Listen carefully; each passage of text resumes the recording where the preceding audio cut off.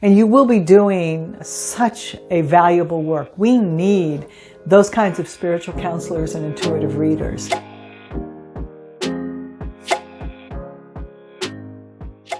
If you're physically sick, do not do a reading. You open yourself up, just don't do a reading. Just don't, okay? If you're emotionally sick, if you've just had a trauma or something's really got you stirred up emotionally, this is not the time to do a reading. You just got to trust me on this stuff, okay?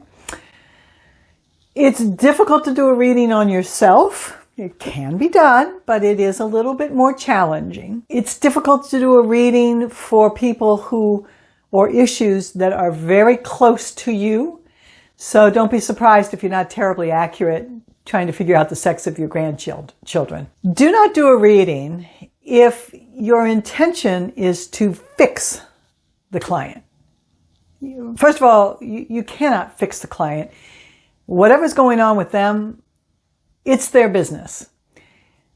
For whatever reason, no matter how difficult the lesson seems to you, their soul has picked that lesson to go through for a purpose. So it's kind of none of your business. Now, if the client has an issue that they are interested in resolving and they've come to you for assistance as an ethical spiritual counselor, then you are to advise them as to possibilities. Not what you think they should do, but what might be available to them in order to get a different outcome. Never do a reading if you are intoxicated or high in any way. You are asking for trouble. Ask me how I know, because I used to do it. And boy, it took me years to clean up the mess that I created. When you have your defenses down, when you've got your boundaries down because of intoxicants, just don't do it. So don't do readings when you're drunk or high. You may think that you're more accurate. You're not.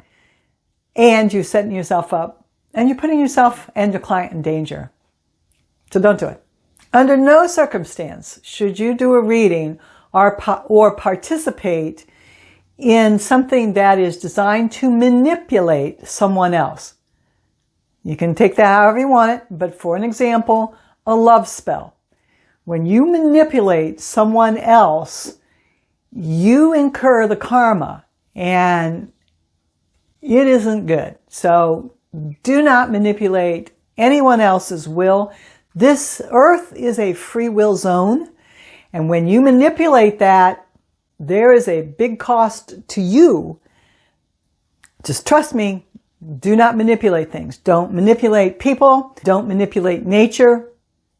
You just don't do it. Make sure that whatever you're doing isn't designed to injure or harm any other sentient being, Mother Earth, or any of her inhabitants. That includes her plants, okay? So if you're taking energy from something or someone, bad deal, don't do it. So don't harm, don't manipulate. And be respectful. Be respectful of Mother Earth, all of her inhabitants, and be respectful of your spirit guides and of the angels who you've called in to help you. Be respectful of any of the dead past loved ones that may come in for help during your readings, okay?